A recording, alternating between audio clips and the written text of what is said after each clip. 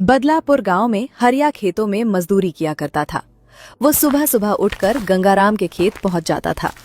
गंगाराम गांव के सबसे नेक और सीधे साधे इंसानों में से एक था।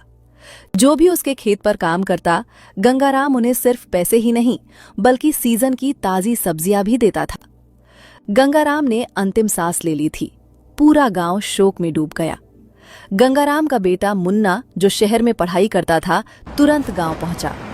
अगले दिन उसने खेत पर काम करने वाले सभी मजदूरों को बुलाया। सबके चेहरे पर उम्मीद थी कि शायद मालिक की तरह वही अपनापन मिलेगा, लेकिन मुन्ना का चेहरा बिल्कुल गंभीर था। सुनो भाइयों, मैंने तुम सबको इसलिए बुलाया है क्योंकि एक जरूरी बात कहनी है। पिताजी अब रहे नहीं और मैं खेत नहीं संभाल सकता। मुझे खेत की कोई जरूरत नहीं है, ना ही मैं इसे चलाना चाहता हूँ। साहब, आप कैसी बात कर रहे हो? मालिक तो हमारा बहुत ख्याल रखा करते थे। अगर हम खेत पर काम नहीं करेंगे तो खाएंगे क्या? हमारे पास और कोई रोजगार नहीं है। देखो भाई, पिताजी को खेत का काम आता था इसलिए वो संभाल लेते थे। मुझे खेती किसानी में बिल्कुल दिलचस्पी नहीं है। मैं पढ़ा लिखा हूं, शहर वापस जाना है। मैं खेत का काम बंद करना चाहता हूं। कल से कोई भी खेत पे मत आना और अपना अपना रास्ता देख लेना। साहब, इतने सालों से हम इसी खेत पर काम कर रहे हैं। अगर काम ही छीन लेंगे तो हमारे बच्चों का पेट कैसे भरेगा? मैं पिताजी नहीं हूं। मैंने फैसला कर लिया है। मैं खेत बेचना चाहता हूं या बंद रखना चाहता हूं, यह मेरा हक है। अब तुम सब लोग जा सकते। धीरे धीरे मजदूर एक एक करके उठे और घर की ओर चल पड़े। हरिया भारी कदमों से अपने घर पहुंचा। क्या बात है हरिया, आज तुम इतनी जल्दी घर आ गए?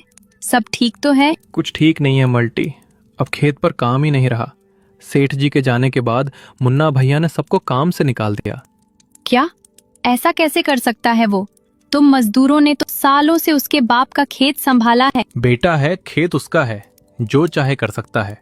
बोला कि उसे खेती किसानी में दिलचस्पी नहीं। कह दिया कि कल से कोई भी खेत पर मत आना। तो अब क्या करोगे हरिया? इतनी ठंड में कोई दूसरा काम भी कहाँ मिलेगा?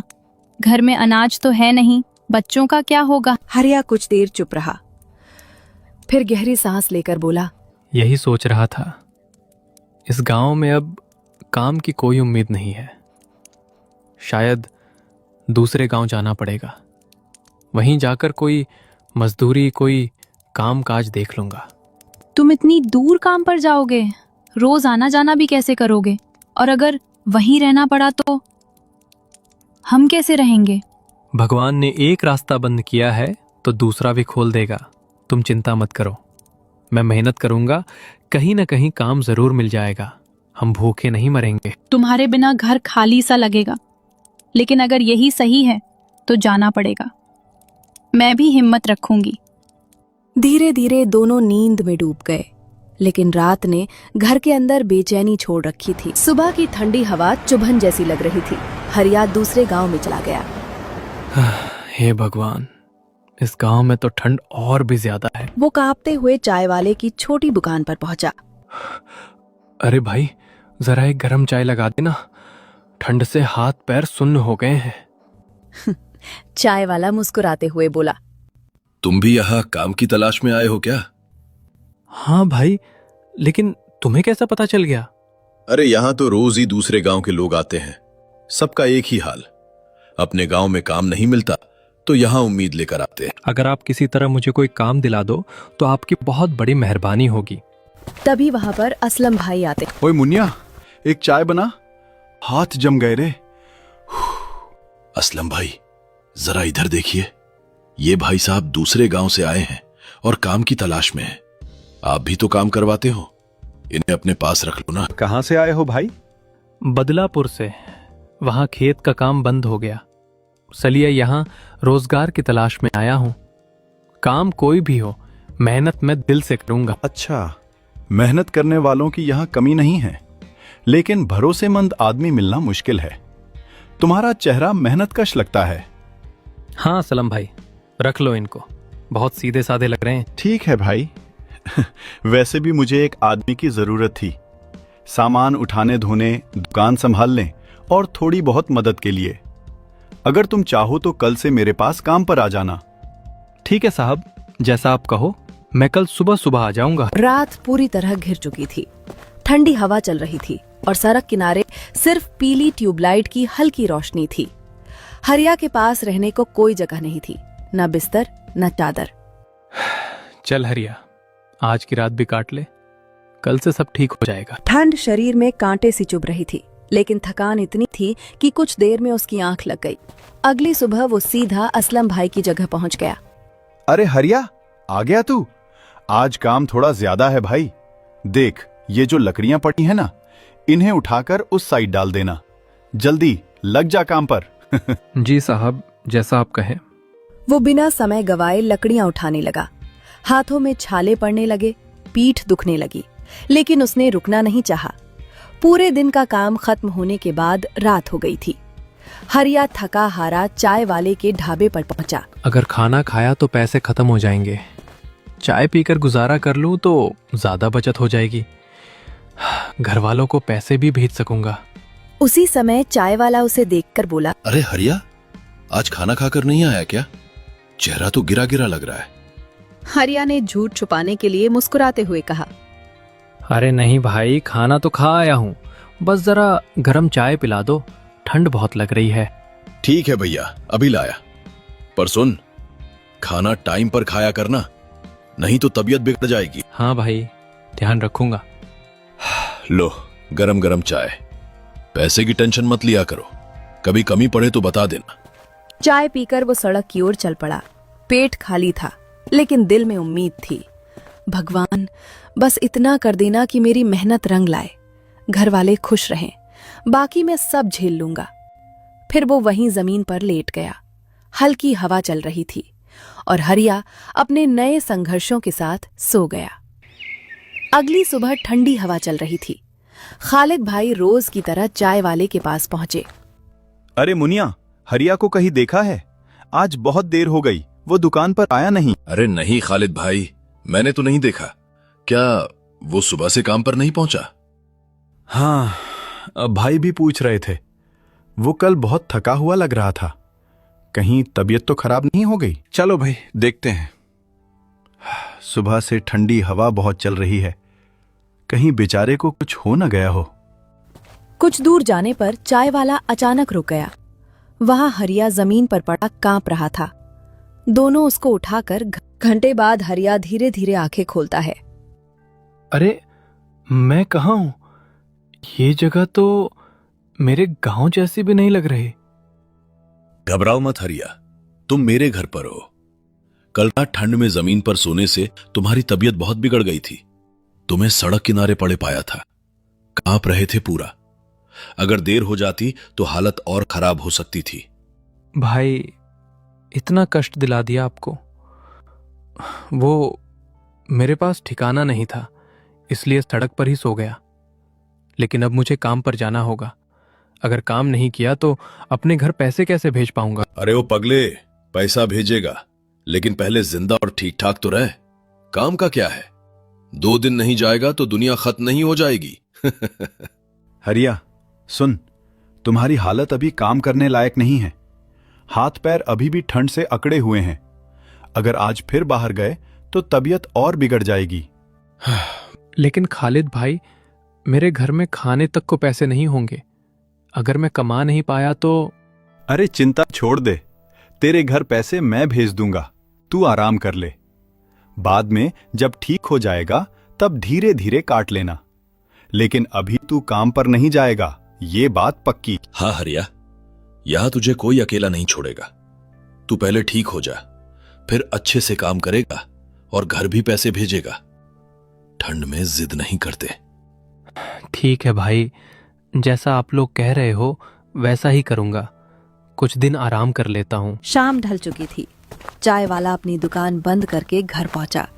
जैसे ही उसने दरवाजा खोला, उसकी पत्नी खाना बना रही थी। अरे भाग्यवान, आज तो मजा ही आ गया। कमाई बहुत अच्छी हुई, पूरे 1500 रुपए आए हैं आज। अरे वाह, ये तो बहुत अच्छी खबर है। अगर ऐसे ही रोज कमाई होने लगी तो हम कुछ ही दिनों में अपना दूसरा घर भी ले लेंगे। हाँ हाँ, तुम चिंता मत करो, अब काम बढ़ रहा है, लोग भी ज्यादा आने लगे हैं। लगता है भगवान हम पर मेहरबान हो गए हैं। पैसे बहुत जल्दी जुड़ रहे हैं, हम बहुत ही जल्दी नया घर ले लेंगे। उधर कमरे के कोने में रजाई ओढ़े हरिया लेटा था। वो उनकी बातचीत सुन रहा था। उसके दिल में एक नई बात उठी। अरे वाह, चाय बेचकर इतनी कमाई, 1500 रुपए एक दिन की। अगर मैं भी ऐसी ही चाय की छोटी दुकान लगा लूं तो मैं भी अपने घर अच्छे पैसे भेज सकता हूं। मेरे गांव में भी लोग चाय खूब पीते हैं। ये काम तो मुझे भी आ सकता है। सामान सस्ता है, लोग ज्यादा आते हैं, कमाई भी ठीक ठाक। अगली सुबह हरिया चाय वाले की दुकान पर पहुंचा। हरिया धीरे से बोला, अरे भाई, जरा एक बात पूछनी थी। अरे पूछो हरिया, क्या बात है? भाई, ये चाय का धंधा तुम कितने पैसे में शुरू किए थे? मेरा मतलब, इसमें खर्चा कितना आता है? अरे हरिया, देख भाई, चाय बेचना छोटा काम लगता है, लेकिन अगर ठीक से किया जाए ना तो आमदनी बहुत अच्छी होती है। रोज का खर्चा लगभग 1000 रुपए तक डूब जाता है। दूध, चाय पत्ती, शक्कर, गैस या लकड़ी, सब में। पर अगर जगह अच्छी हो, जहां लोगों की आवाजाही ज्यादा हो, तो मुनाफा भी खूब होता। मतलब कैसी जगह अच्छी मानी जाती है भाई? देख भाई, अगर तू किसी फैक्ट्री, बस अड्डा या मंडी के पास दुकान लगाएगा ना, तो ग्राहक अपने आप मिलेंगे। सुबह शाम मजदूर, ड्राइवर, फैक्ट्री वाले, सबको चाय चाहिए होती है। दिन के 100-150 गिलास आसानी से बिक जाते हैं। फैक्ट्रियां तो हमारे गांव में भी है भाई। अगर मैं अपने गांव जाकर चाय की टपरी लगा लूं तो शायद मेरा भी गुजारा ठीक हो जाए। अरे बिल्कुल हो जाएगा, बस मेहनत करनी पड़ेगी और मुस्कुराहट रखनी पड़ेगी। ग्राहक दिल से जुड़ जाए तो दुकान अपने आप चल पड़ती है। लेकिन भाई, मेरे पास तो पैसे नहीं है। दुकान लगाने का सामान, चाय का बर्तन, गैस, सबके लिए कुछ पूंजी तो चाहिए ही होगी। अरे भाई, जिसके पास तू अभी काम कर रहा है वो खालिद भाई बहुत नेक आदमी है। उनसे जाकर बोल दे कि तू अपना काम शुरू करना चाहता है। थोड़े पैसे उधार मांग ले, मुझे यकीन है वो मना नहीं करेंगे। इतना कहकर हरिया सीधा खालिद भाई की ओर चल पड़ा। दिल में उम्मीद थी, आंखों में सपना। अरे हरिया, अब तबीयत ठीक लग रही है? चल, आज से फिर काम पर लग जा।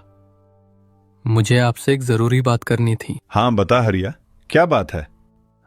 भाई, मैं अपने गांव जाना चाहता हूं। वहां काफी फैक्ट्रियां लग गई हैं। अगर थोड़ा सा सहारा मिल जाए तो मैं वहां चाय की टपरी लगाना चाहता हूं। बस अगर आप कुछ पैसे उधार दे दो। मैं आपको पूरे पैसे लौटा दूंगा खालिद भाई। अगर आप कहें तो ब्याज भी दे दूंगा।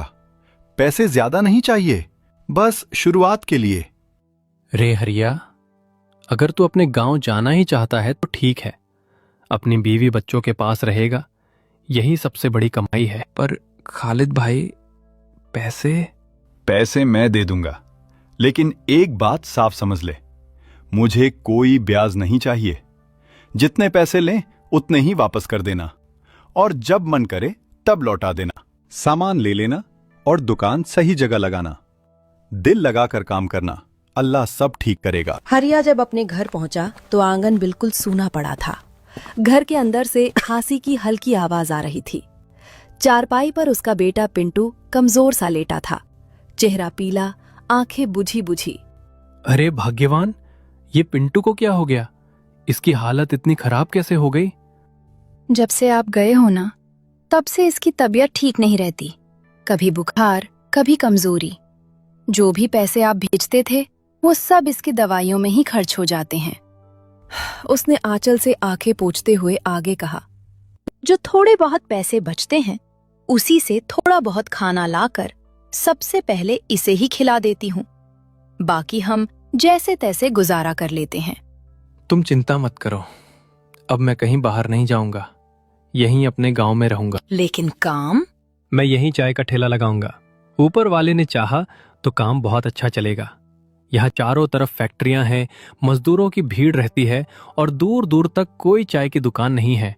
ये मौका यूं ही नहीं। सुबह की ठंडी हवा चल रही थी। हरिया मन ही मन बोला, हे भगवान, आज पहला दिन है, इज्जत भी तुम्हारे हाथ में है और रोजी रोटी भी। इतने में फैक्ट्री से काम पर जा रहा एक मजदूर रुका। अरे भाई साहब, बहुत अच्छा हुआ आपने यहाँ चाय की दुकान लगा ली। हम लोग तो रोज चाय के लिए इधर उधर भटकते रहते थे। जल्दी से एक गर्मा गर्म चाय लगा दो, ठंडा आज कुछ ज्यादा ही है। हाँ भाई, अभी लाया। आज पहली चाय है, दिल से बना रहा हूँ।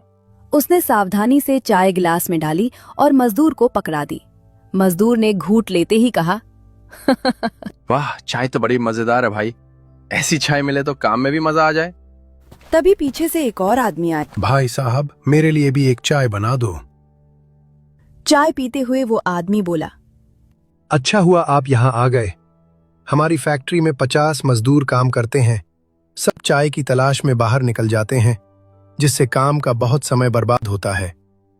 अगर तुम रोज मेरी फैक्ट्री में 50 कप चाय का इंतजाम कर दो तो मुझे बहुत खुशी होगी। मजदूरों को भी सुविधा मिलेगी और काम भी समय पर चलेगा। साहब, अगर आप भरोसा कर रहे हैं तो मैं भी पूरी जिम्मेदारी से काम करूंगा।